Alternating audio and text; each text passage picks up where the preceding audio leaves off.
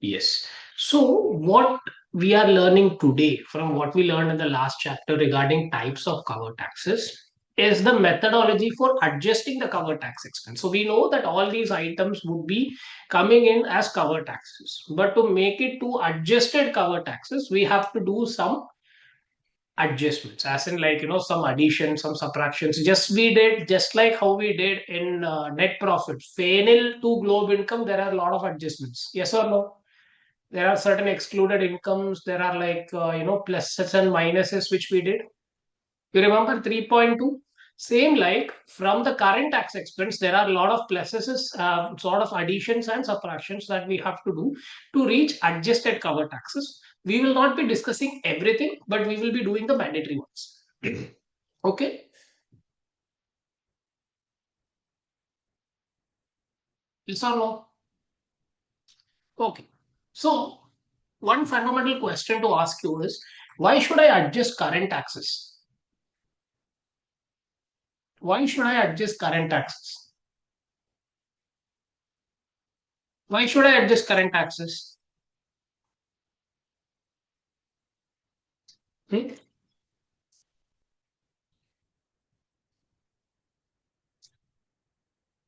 As appearing in,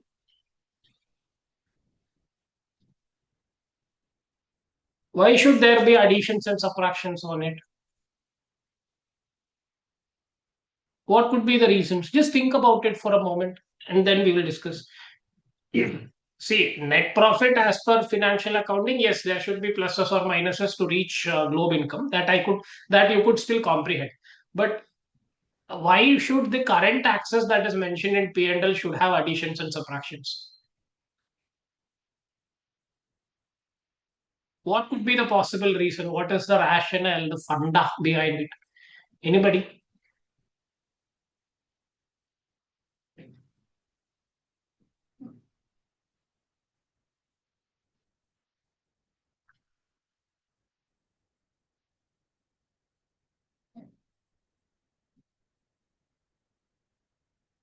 Domestic domestic laws can vary.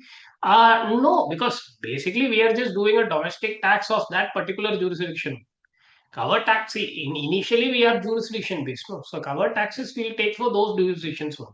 Why? Why am I doing some adjustments to the current taxes that I mentioned in my P&L?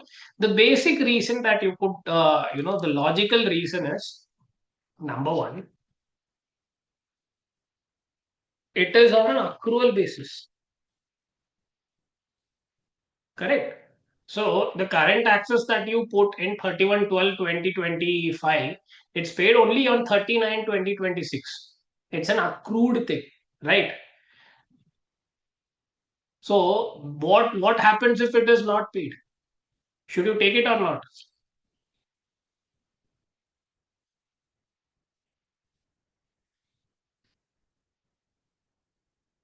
Right? What could be the second reason?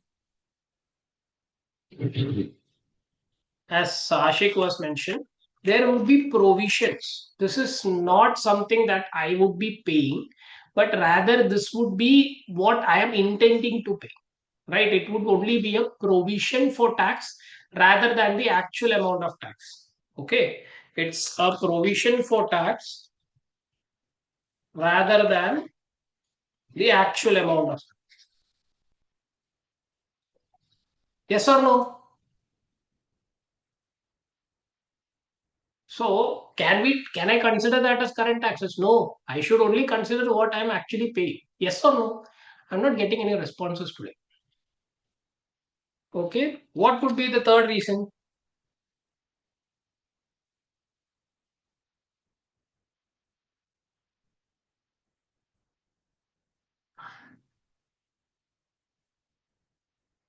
What could be the third reason?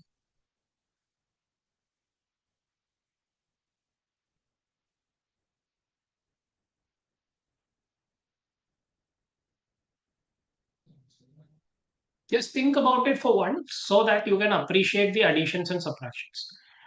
Deferred tax adjustments, Sahil, we are only talking about current taxes here.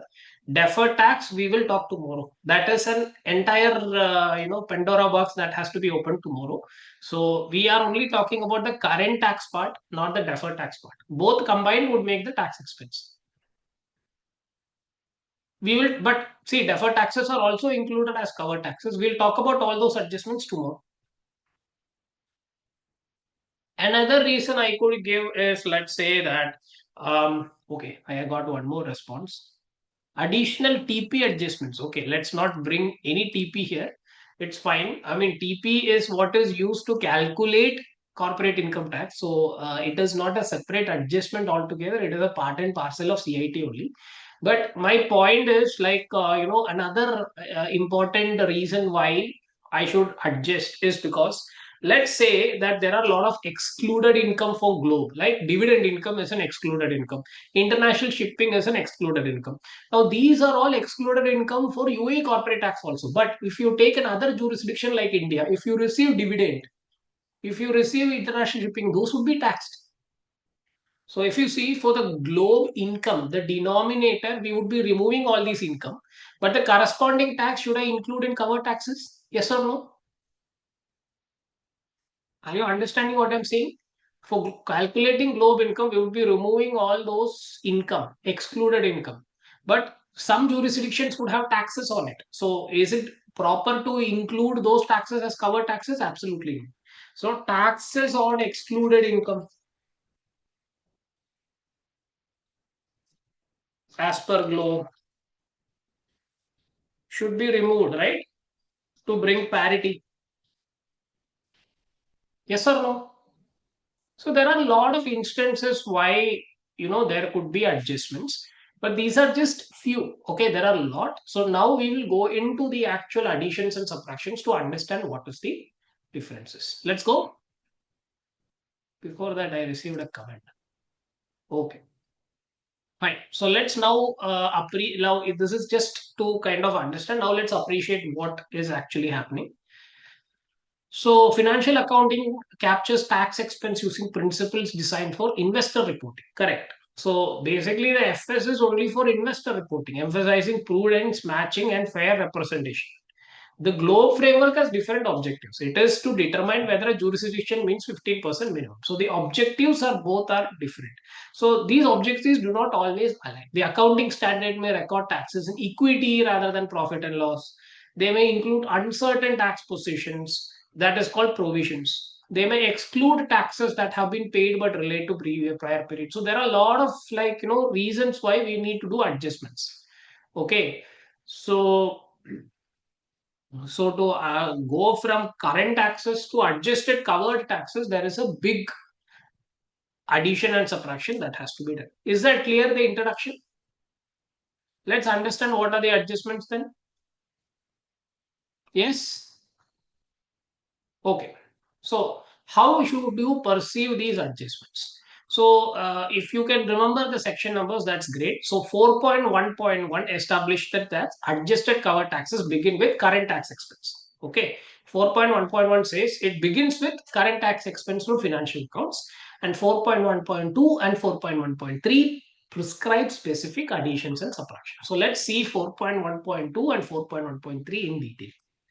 Now, yeah, how do you kind of adjusted cover taxes, the current portion, not the deferred portion?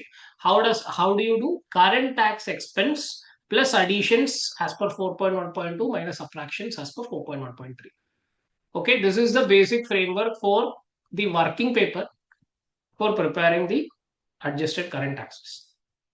Now, deferred tax adjustments are separate. We are only talking about current here. That we will cover tomorrow. Now we are discussing chapter 4.2, 4.3. We'll discuss tomorrow. That's going to be really crazy. Now, what are the additions? We'll first talk about the additions. Okay. What are the additions? There are four categories of additions. What is the first category? Taxes recorded outside P&L. I told you that all these taxes are covered taxes, right? Now, it is not given that all this should be included only in P&L. Say any taxes on retained earnings may be recorded as retained earnings as per IFRS, or in equity as per IFRS, or it would be in OCI. One simple example is, let's say that there is any tax on revaluation gain, or any other unrealized expenses. You would be with me that IFRS suggests us to put that current tax expense in OCI instead of P&L. Yes or no? Hmm? Any taxes relating to items in OCI should go to OCI, not P&L. So those are what is covered here. So first addition is taxes in the nature of the four major natures, which is recorded outside P&L, that has to be added. Logical and straightforward. Is it logical? So covered taxes expensed in equity or OCI rather than profit before tax has to be captured in current tax expense. So let's say tax on revaluation gains. Normally it is recorded in OCI. That has to be added in covered taxes. Tax on hedging reserves, OCI. Actuarial adjustments, OCI. Now these things should be added to covered taxes. No, this would not be there in the current tax expense. And tax on foreign currency translation normally is in the translation reserve, which is a part of equity. That also should be added to cover taxes. Yeah, because these meet the, this is all tax on income or profit, right? Income or revenue, as the case may be. So these things which are not there in the current taxes has to be added. Any doubts there? First edition.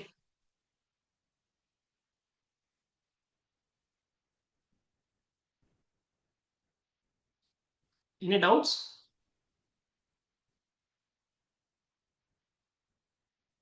Okay.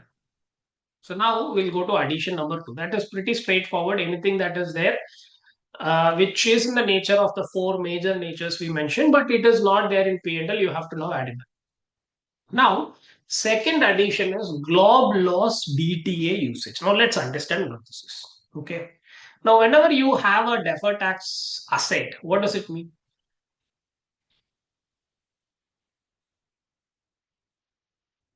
I told you we are not discussing deferred taxes today, it's for tomorrow. But this one particular thing, one particular addition comes. So, what is a deferred tax asset? When does a deferred tax asset come? Does a deferred tax asset come when you have a loss?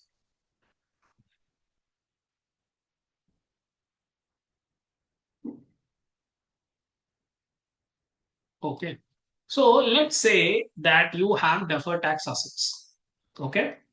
So let's understand this. So when a globe loss election is made, a notional DTA is created at 15%. We'll learn all this tomorrow.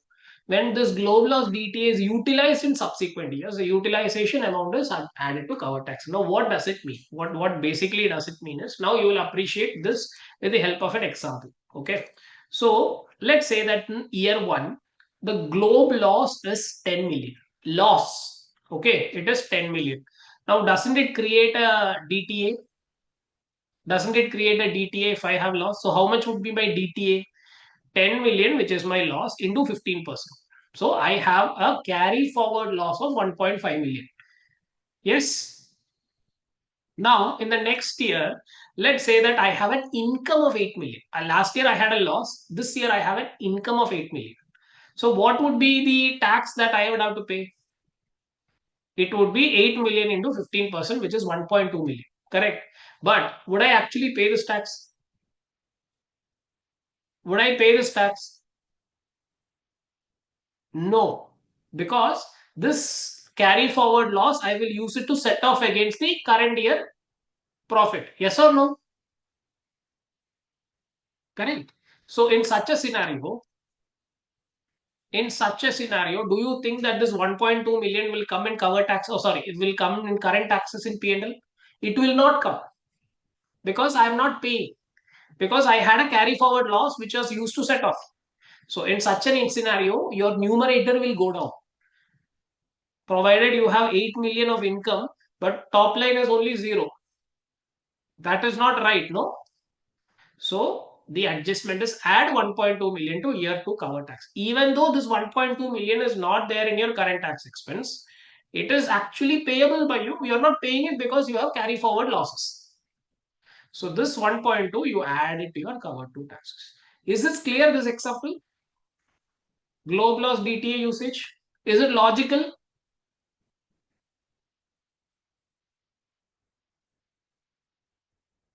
Is there any doubts? Because apparently only the smart ones are saying yes.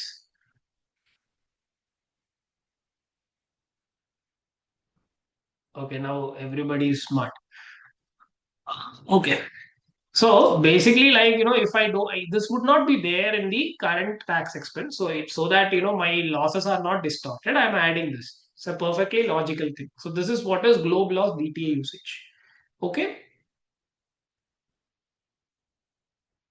Why this matters is under globe loss election, losses generated deemed a tax benefit at 15%. When income earned in future years, this deemed benefit must flow through to ETR calculation. Okay, these words would have made it really complicated, but this I think this example should strike where it is needed. Oh, now this is addition number two. What is addition number three? UTP subsequently paid. Now, what is a UTP? UTP is what is UTP?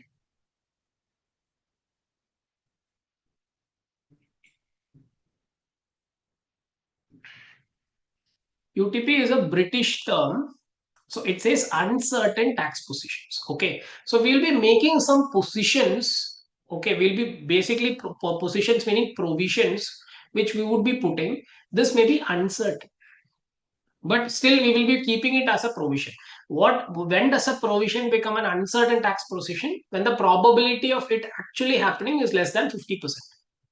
Okay, this is accounting, not so when you have less than 50% and probability of it happening, but you kind of record it as an uncertain tax position, this particular thing would be there in your cover tax, sorry, in your current taxes.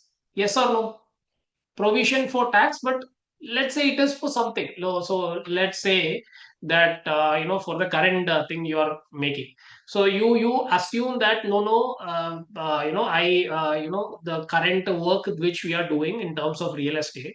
Let's assume that it's uncertain whether the taxability or the adjustment is on a gross basis or on a net basis. So what we do is we put the provision on a net basis conservatively, but we file on a gross basis. Only if the government comes back and collects it, then only we have to pay this net basis provision. Are you understanding?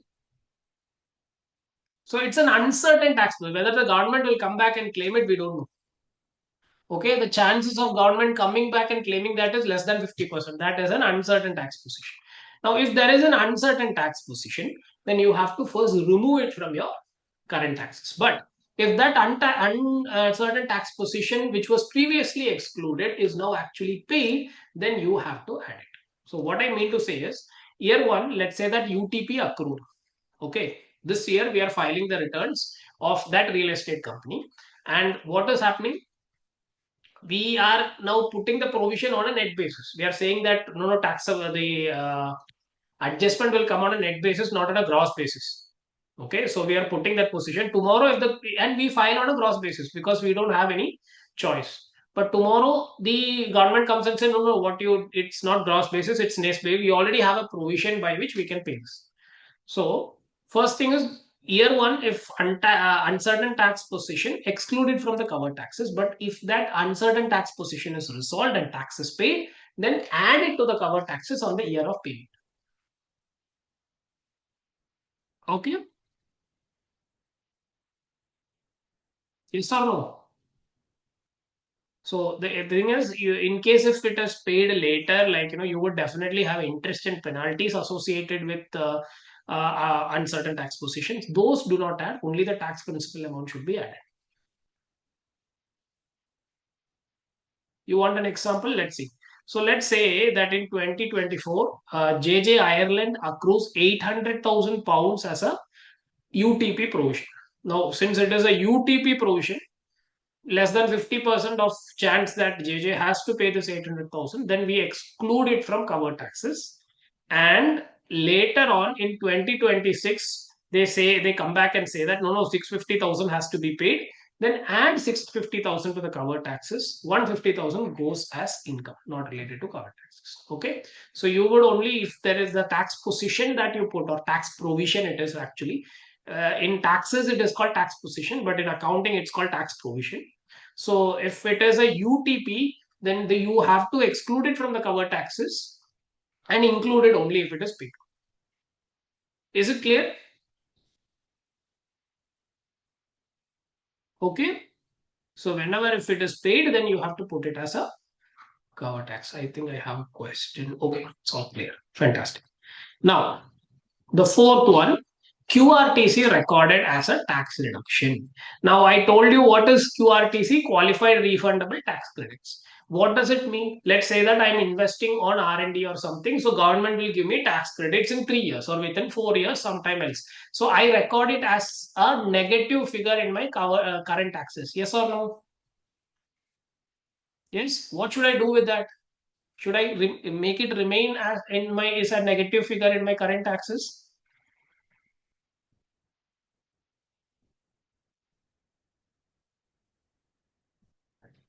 Should it remain as a negative figure or should I do something? We have to take it out of that negative figure and account it as an income. You should add it to globe income and not reduce it from numerator but add it to the denominator. We discussed that. So where recorded as where qualified refundable tax bill recorded as a reduction to current tax expense must be reversed out and treated as income. So let's say that pre-credit tax expense. This is a tax expense. Okay, is 5 million, and this is financial accounts. Okay, the tax expense is 5 million, but I have credit of 200,000. So the net tax expense I record in my books is 4.8 million, right? For globe adjustment, what you have to do is, see, this is my net tax expense. You have to add the QRTC. So your adjusted cover taxes would be 5 million. And correspondingly, in the financial accounting income, you will add this 200,000 also. So you add in numerator, add in denominator also. Yes, this is the adjustment you have to do for QRTC. So these are the additions to the cover taxes which you have to do. Are you understanding all this? So let's take a recap. So what are the additions?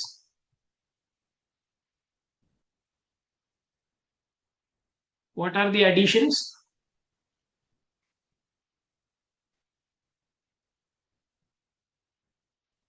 What are the additions? Tell me. From the current tax expense, what are the things that you have to add? You have to first add taxes recorded elsewhere. Examples, revaluation reserve in OCI, translation reserve in equity, etc. Those things, if it is in the nature of the approved natures we discussed, yeah, tax not just on OCI items. You have to see if there are any tax which is recorded in OCI or equity, which corresponds to the nature we discussed in chapter 4.1. If it is, then elsewhere you have to now add it to current taxes as a globe adjustment. Second thing, DTA, which is utilized in subsequent year, right? So when you utilize the DTA, the covered current taxes would be zero. So, but that does not make sense. No, for globe, you have to add that 1.2 million into the equation. Third one, if there is uncertain tax positions which are paid in later years, then you have to add it in the year of payment. Okay, even if it is not a part of current tax, it was a part of current tax in year one, not of year three, but we are paying it only in year three, then you have to add it in year three. Okay,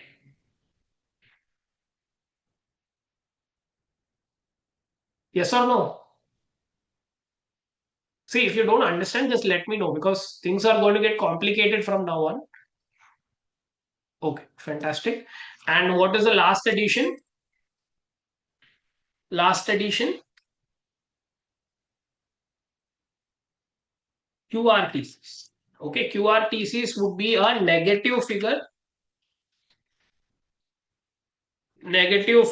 you have to make it positive and add it to globe income also. Yes.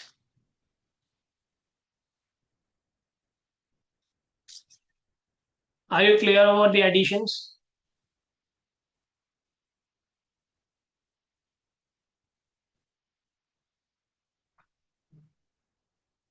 Fantastic. See, if you don't understand, it's fine. Things are a little complicated. So let's go and check the deletions now.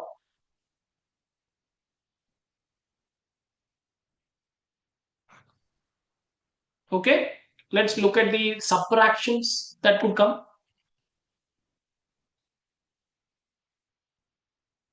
Now, subtractions to cover taxes. Now, what could be the first subtraction? First subtraction is basically there are five categories of subtractions. Okay. So, first category is taxes on excluded income. So, if the income is excluded from globe income, the tax on that income must also be excluded from cover taxes. Otherwise, ETR would be artificially inflated. Very logical thing, right? So what are the types of excluded income? Excluded dividends, excluded equity gains, excluded international shipping income. Now if the domestic tax law is collecting taxes on all that, then that particular tax has to be removed from cover taxes also, so or current taxes also. Okay. Now you are you one fundamental question as a tax practitioner I will ask at this time is, was how could I kind of find out what is the actual amount of tax I paid on excluded gains? I'm just paying 1%, right? I'm just paying 9% on top of 375,000. How do I specifically apportion what is the tax that is pertaining to excluded dividends, capital gains, and shipping income? How do I find out? How do I allocate my total taxes here? They have given a formula. Okay, so these things should be subtracted. These are related taxes, should be subtracted. They have given a formula. So formula is tax on excluded income is excluded income divided by total income into total tax expense. Okay, you don't need to separately identify what is the tax for this, what is the tax for this, what is the tax for this, so as to subtract from current taxes. Rather, you can take an apportioned or an allocated taxes. Now, how to allocate? This tax on excluded income is excluded income by total income into total tax expense. Okay, so we'll do a question. So let's say that total globe income is 10 million, out of which excluded dividend is 2 million, and the total tax expense I pay is 1.5 million. Now you tell me what is the cover tax here?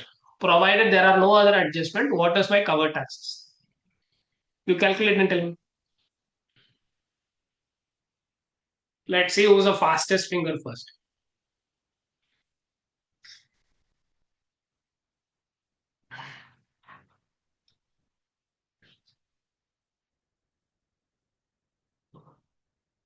What is the adjusted cover taxes? That's the answer I need. Or what is the numerator?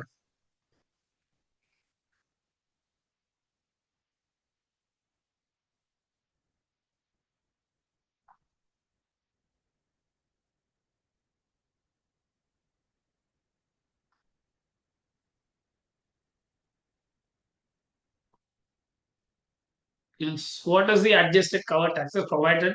This is the only adjustment, let's say.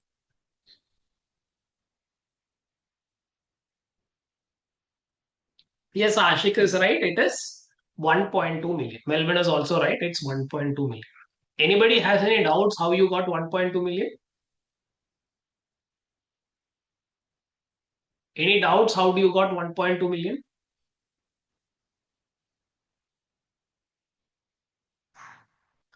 I will show you nevertheless. So tax on excluded dividend, you have to apportion like this. So out the total 1.5 million, what is the tax on excluded dividend? We have to identify. So that is through normal apportionment. 2 million divided by 10 million into the total taxes. So that we know that 300,000 is relating to excluded dividends.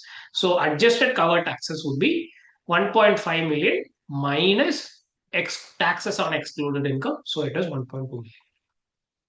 Okay. It's as simple as that.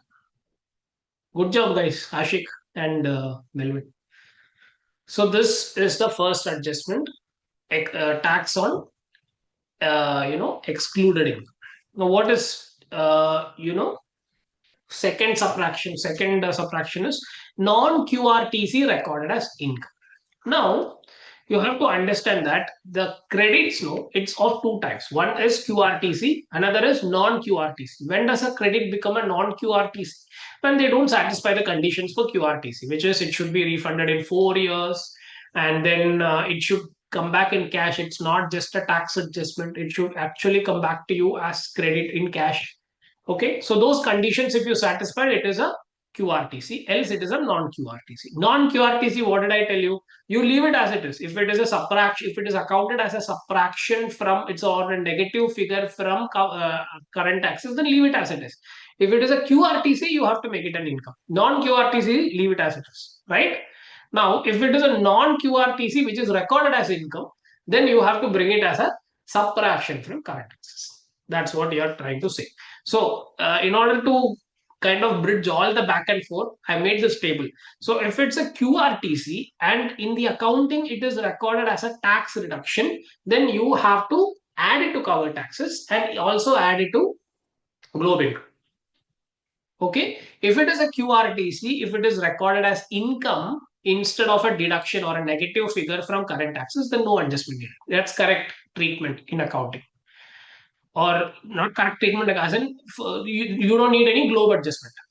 Okay. Now, if it's a non-QRTC which is recorded as income, now subtract from covered taxes, and you have to also deduct it from the globe income. If it's a non-QRTC which is recorded as a tax reduction, then no adjustment. Are you understanding this table? It is practically quite logical. So in order to increase the number of additions and subtractions, what I'm telling you is this is what it is.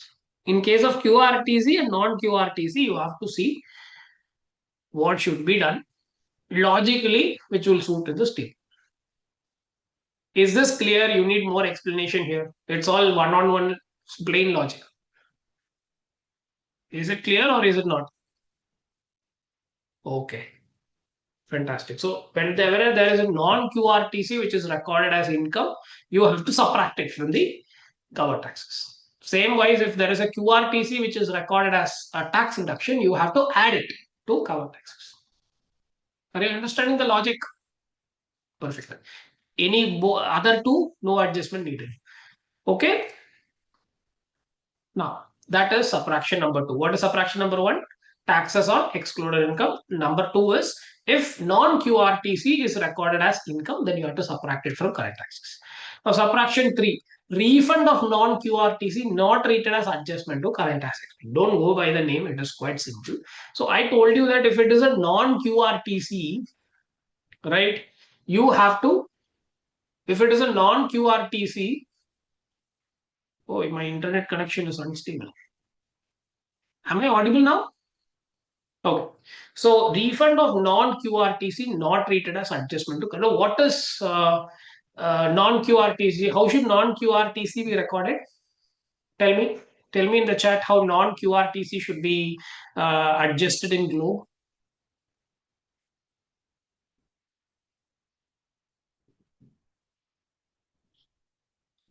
How do you adjust non-QRTC? We were just discussing about it. Non-QRTC, you have to add it to cover tax. As a matter of fact, Sahil, we have to reduce it from the current tax. Non-QRTC, not QRTC. Non-QRTC. If it is QRTC, we have to add it. Right? If it's QRTC, you add it. If it is non-QRTC, you subtract it.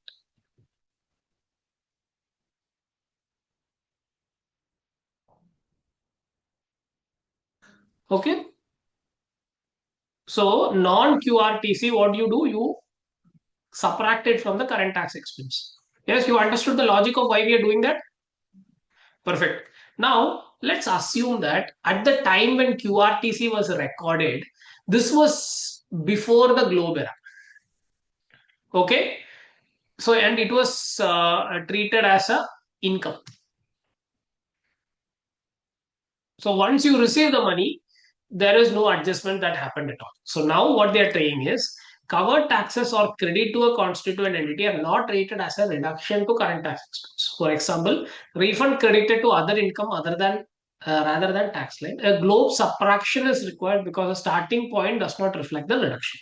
Where the refund is already in current tax expense, the starting point captures it, so no subtraction is needed. Now, what they're trying to say is non-QRTC was recorded as income in the 2023 books.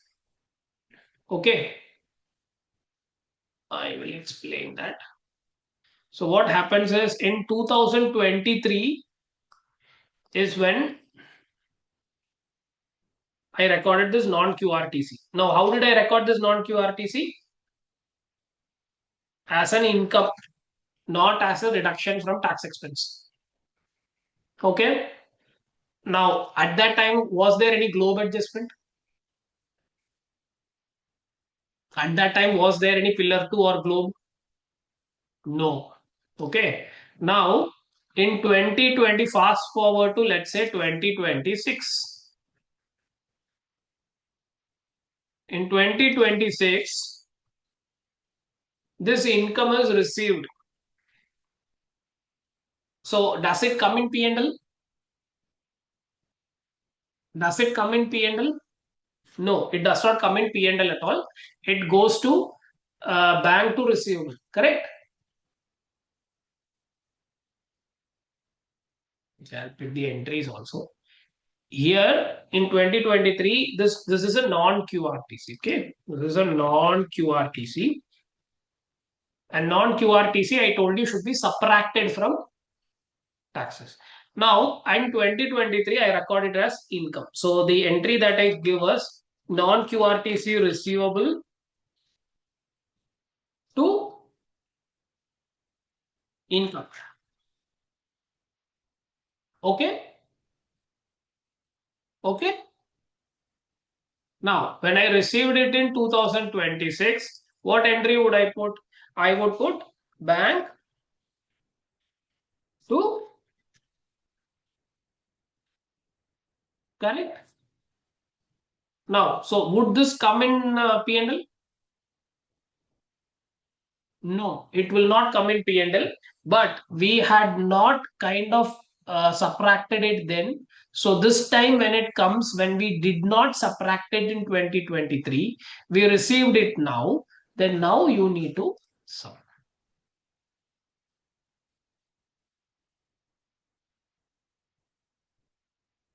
Okay. For the simple reason that at the time of its accrual, we didn't do anything. So now, when you receive it, if it is a non QRTC on the date of receipt, also you have to reduce it from current taxes. Is it clear now? That time we didn't do anything, no globe. Okay, I'll stress that also. This time there was no globe.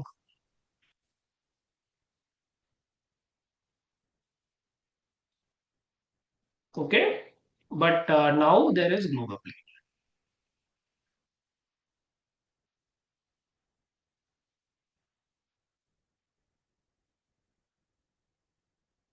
Is this clear? This adjustment?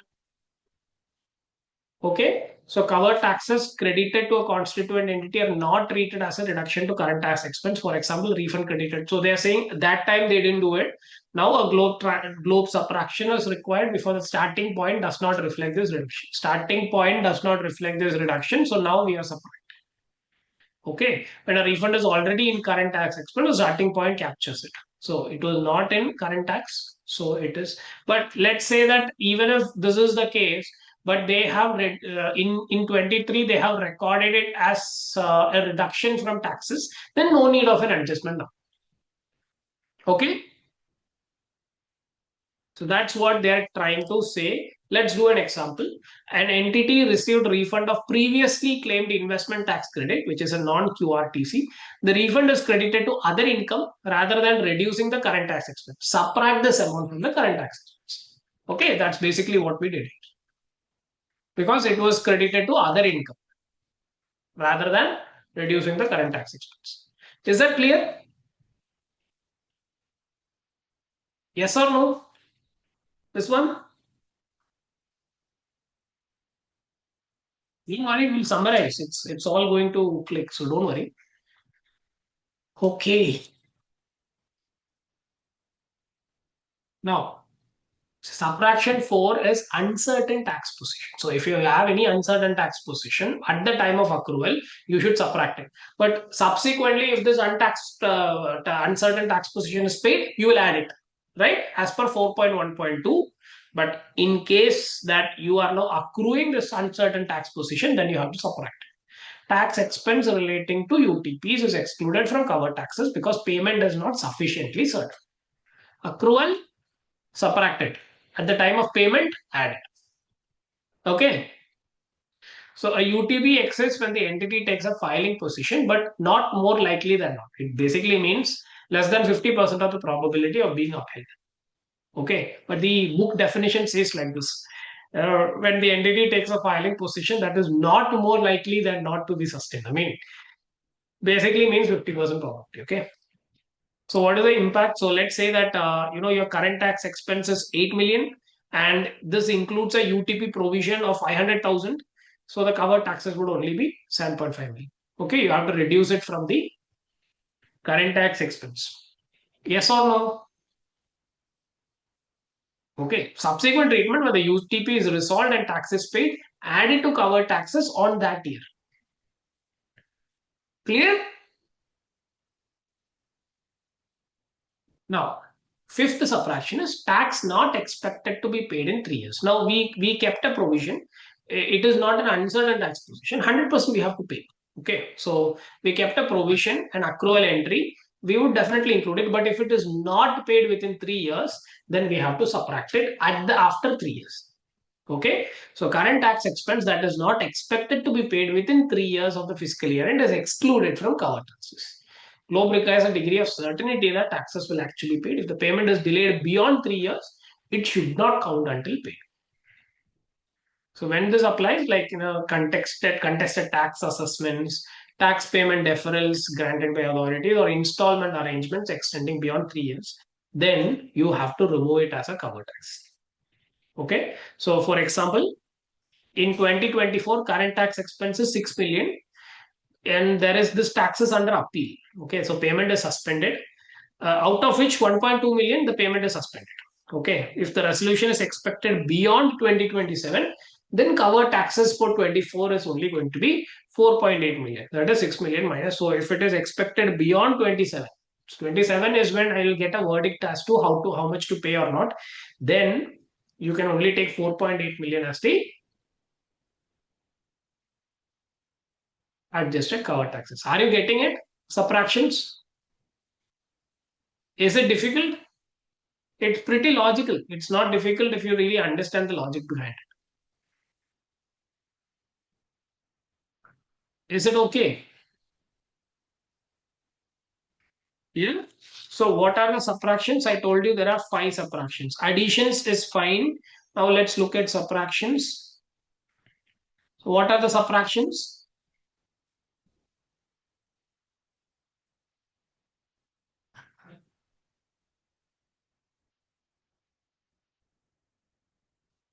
Yeah. What is subtraction 1?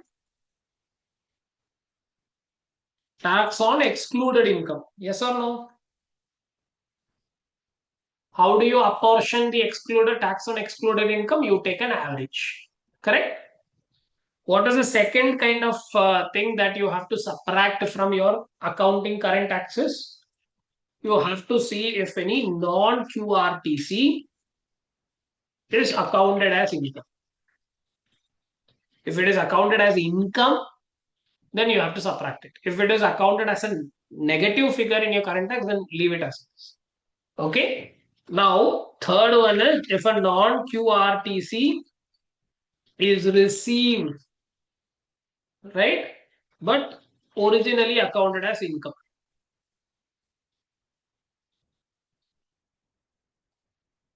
Yes. Fourth one is um, uncertain tax positions not paid. If it is paid, then we will add it. But if it is not paid, we will subtract it. Okay. And fifth one is tax not paid, not expected to be paid within 3 years. that tax should not be included in the current tax. Are you understanding the additions and subtractions now? We'll do an example in the end, so definitely I will check. But are you getting the logic of why these are added or subtracted? It's quite logical, by the way. Okay. Any doubts in this? Okay, I have doubts. Exclude income. Okay, you are just telling me what. You're right. Okay. Now let's understand few other things. Okay, if the additions and subtractions are okay, now we will understand some other things. First thing is CFC tax push down. Now, what do you do if there is a controlled foreign entity tax? You have to push down to the subsidiary, correct? This we discussed.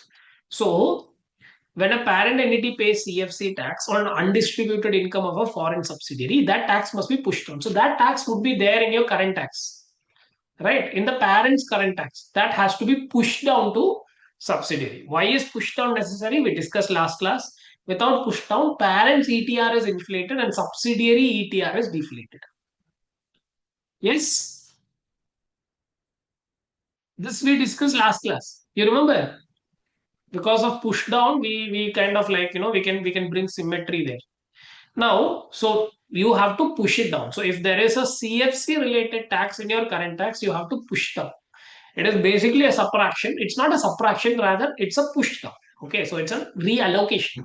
So, push down mechanism is step one: identify CFC tax in parent's current tax expense, determine the subsidiary to which the CFC relates, remove the CFC tax from parent's covered taxes, and add it to the subsidiary's covered. As simple as that. That is called push down. It is reallocation, not a complete subtraction. This is clear, the logic and how CFC is done. So this adjustment you may have to do.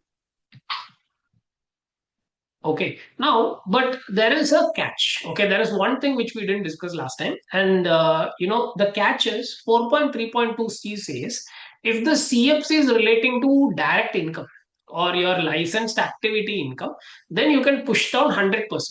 But if it is relating to passive income, so subsidiary is earning something like interest, royalties, dividends, etc., and that tax is being paid by parent, then there is a cap on how much has to be pushed down.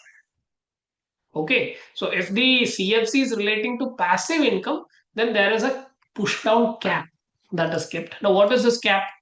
The cap is push down limit is minimum of actual CFC tax on passive income or the top up tax percentage of passive income.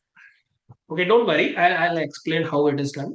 So, let's say that there is a subsidiary. Okay, me AR is in UK and I am the parent company. So, let's say there is MJ, a subsidiary company in Singapore.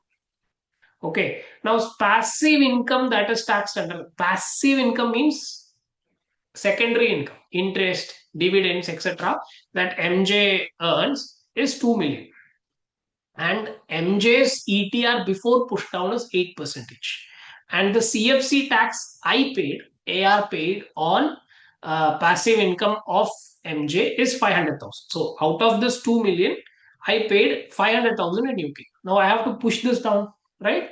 The push down limit, if it is passive income, the push down limit is you have to find what is the top up tax of that subsidiary. What is the top up tax of subsidiary? 15% minus 8% ETR, which is 7%. So limit is 7% of 2 million, which is 140,000. So I have to do minimum of the actual tax I paid or the top up tax into the passive income. Whichever is lower is only that I can push down to the subsidiary. Okay, so only 140,000, even though I paid 500,000 for this passive income, minimum of 500,000 and 140,000 pushed down to MJ Singapore, remaining 360 remains in AR cover taxes. Are you understanding this? So there is a cap on passive income. Oh, if it is passive income, you can only push down minimum of actual CFC paid or the ETR percentage into passive income. Okay.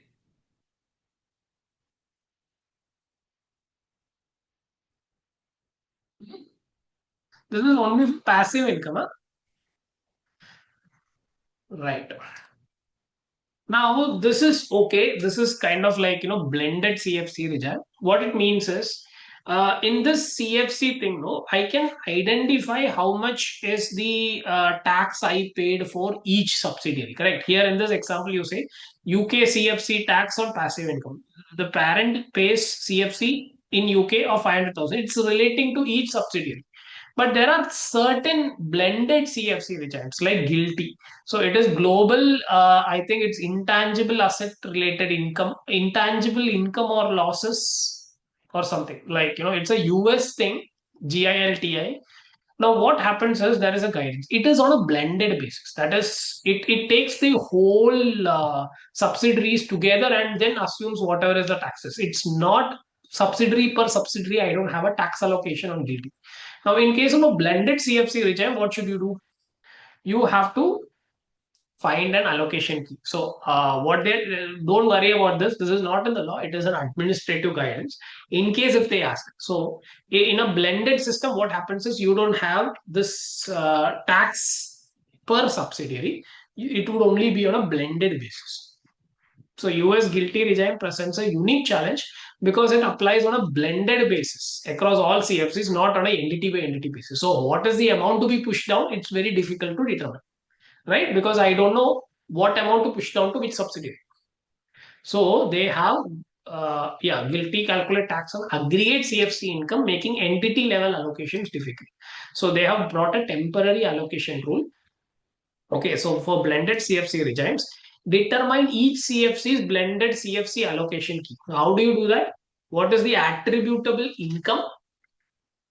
What is the attributable income into applicable rate minus globe ETR, and apply passive income limitation and push down the allocated income to allocated amount to each CFC. So basically what they're saying is, in this example, we know how much tax. Now, if we don't know how much tax is pertaining to this particular subsidiary, then we can find it by this, like by using a blended CFC. So whatever is the attributable income, what is the attributable income? 2 million, right? Attributable income into applicable rate minus globe jurisdictional ETR. So applicable rate is applicable rate as per guilty. I think applicable rate is some 21 percentage in guilty minus globe jurisdictional ETR. What is the globe jurisdictional ETR in the previous example? 8%. So that income 2 million into 21%, which is the rate of this scheme, minus 8%. That should be the amount of tax that should be put down. But if there is, if it is relating to passive income, then you have to apply passive limitation before you allocate it to each CFC. It is looks a little complicated, but it's quite easy to understand. Okay. And then there is a 3-year recapture rule. So taxes included in covered taxes must actually be paid within 3 years. If not, they shall be recaptured. This is basically what we discussed, right? If it is not expected to be paid in 3 years, we have to what, subtract it, correct? Yes or no? Now let's say that we expected it to be paid in 3 years, but we didn't pay in 3 years, then it shall be recaptured. Okay, so only applies, this only applies if the unpaid taxes exceed 1 million euros. What happens is, include 2 million current tax in covered taxes. Year 4, only 800,000 is paid, 1.2 million is unpaid, let's say. Then recapture, compute year 1 ETR and top up tax exceeding 1%. So you have to go back and do that adjustment. Okay. So this is the 3-year recapture rule. If the taxes that you put as current taxes or covered taxes is not paid within 3 years, in the 4th year, whatever is this, you have to go back and correct year 1 taxes. Okay. This is the 3-year recapture rule. So, we learned additions. This I will just push it down. This example, can I remove? It's not. So there is additions, subtractions, and then there is allocations. What are the allocations you have to do?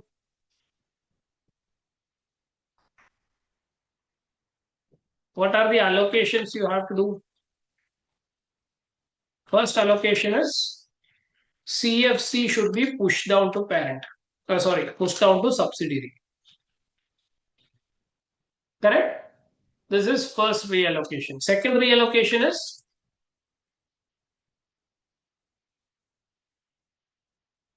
apply passive income limitations. If it is passive income, then the amount that you would be pushing down would be capped. What is the cap? Minimum of the actual CFC tax paid, or it is going to be the top up tax into that passive income. Whichever is lower would only be pushed out if it is passive income. Now, then if it is a blended CFC regime, you have to find the allocation. Okay. These are the allocations. And then we also learned something else. We learned recapture rules also.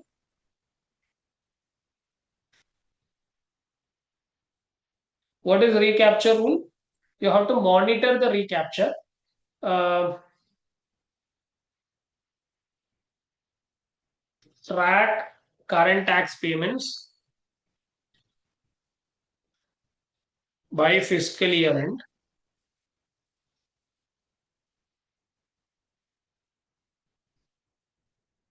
and assess unpaid amounts at year 3 should be recapped.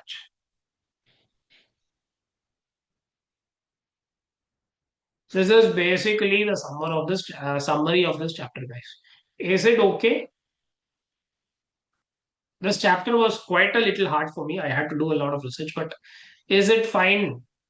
Is it understandable? With a little bit of reading, can we understand this?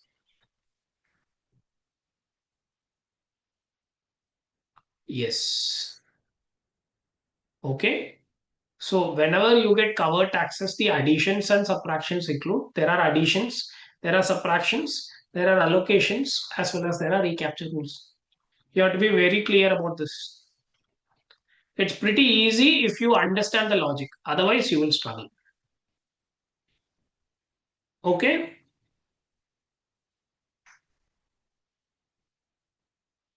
So shall we attempt one question?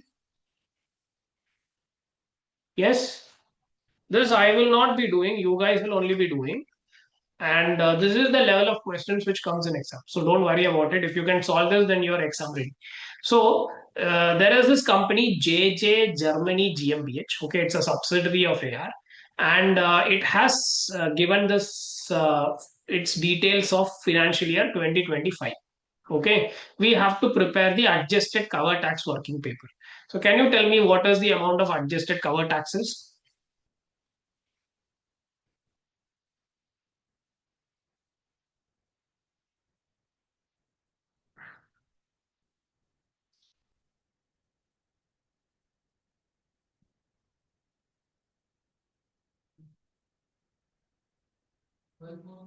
What would be the adjusted cover taxes? Can you calculate?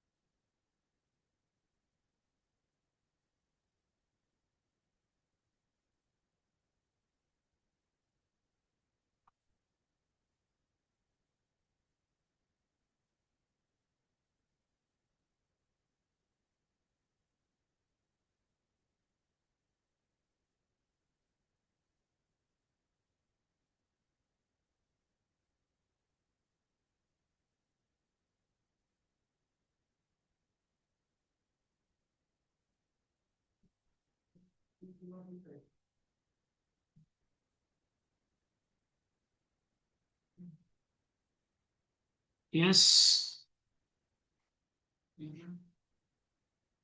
Answers.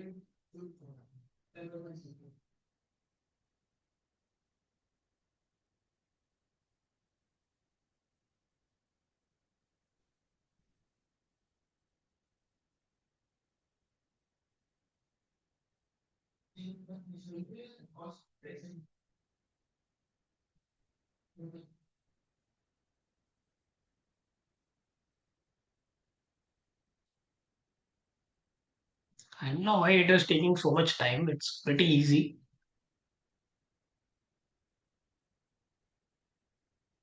Okay, anybody with the answers? I want to see the answers before I think. Oh, let's see who's the fastest finger.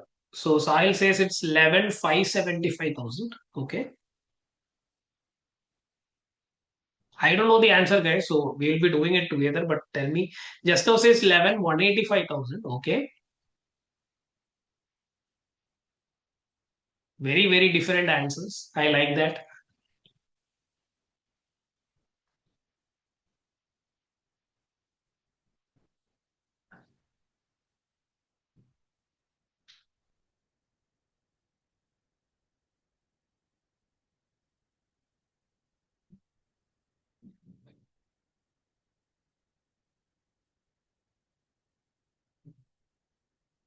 Yes.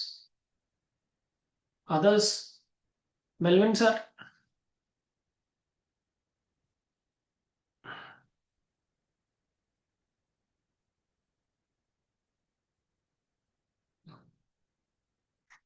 Melvin says 11,485,000. All different answers. I love it. Fantastic.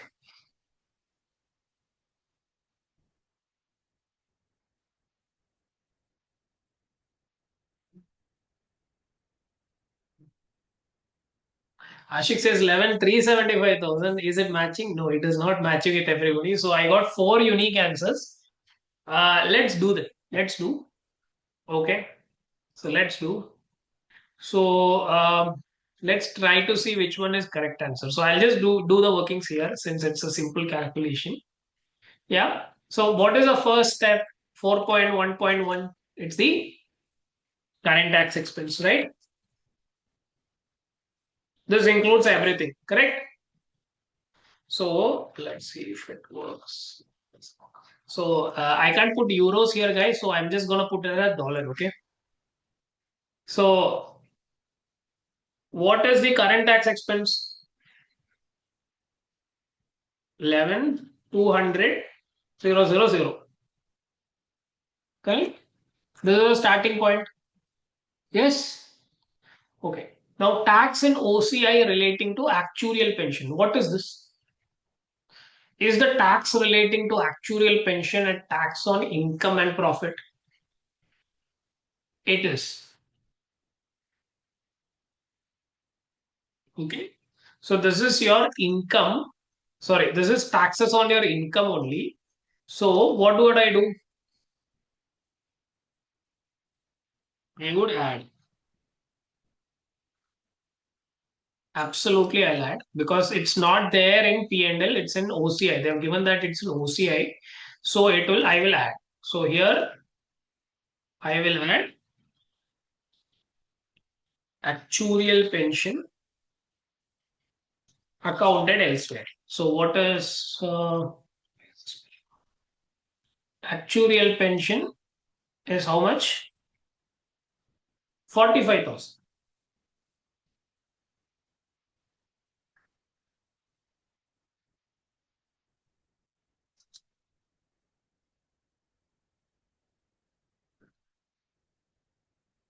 Okay.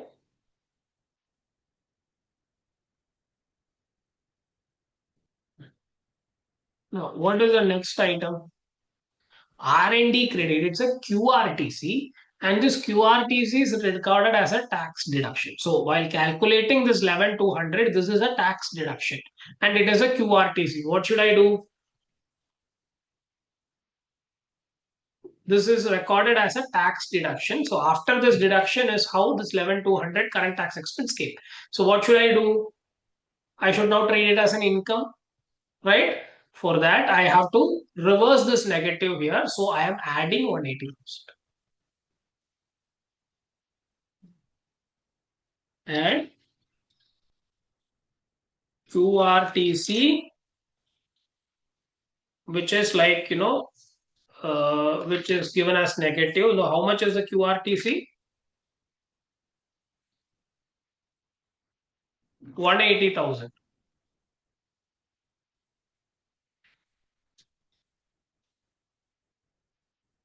So this QRTC is recorded as a tax deduction.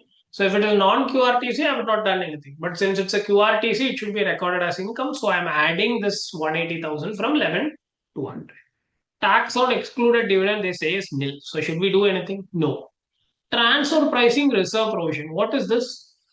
TP reserve provision. What is this? It is a UTP, guys. It is an uncertain tax position. Transfer pricing reserve provision. So they're just keeping a reserve. Okay. So it is 280,000. So what should I do? UTP that is added, I have to UTPs that is recorded is 280,000.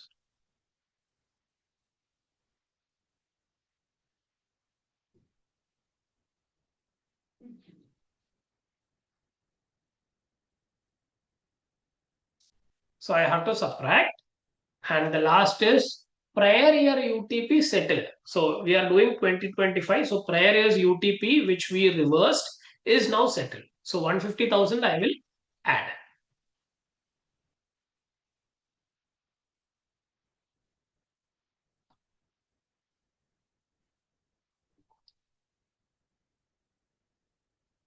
So I will add UTP paid in 2025 relating to current last year. It is going to be 150,000.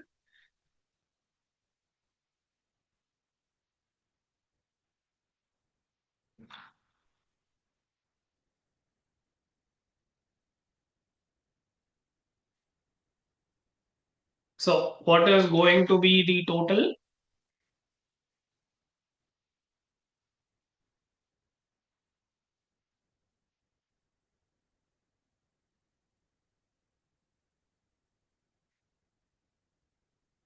What is going to be the total?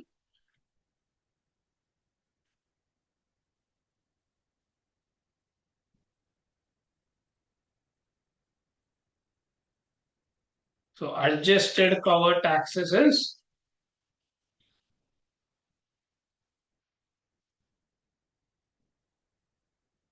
11,200. Let me do the math. 11,200 plus 45,000 plus 180,000 minus 280,000 plus 150,000. So it is 11,295.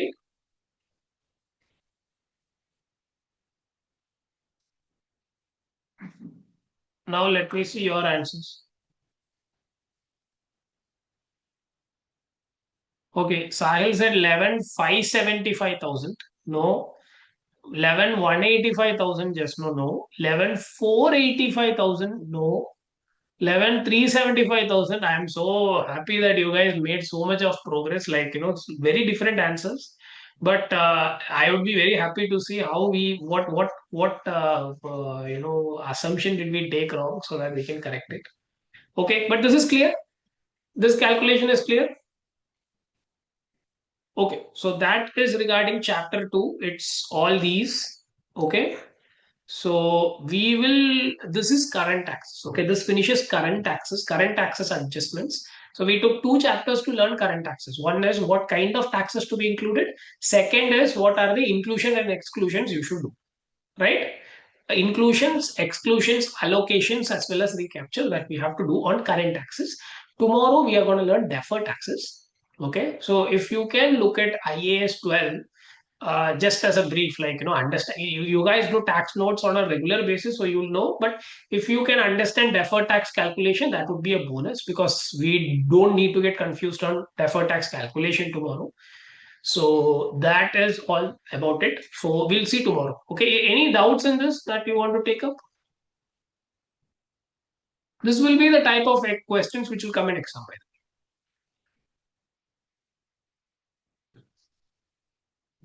Okay. So we'll see tomorrow then if there are no questions. If there are any questions, I'll take it, offline. Okay. So let me close. Bye.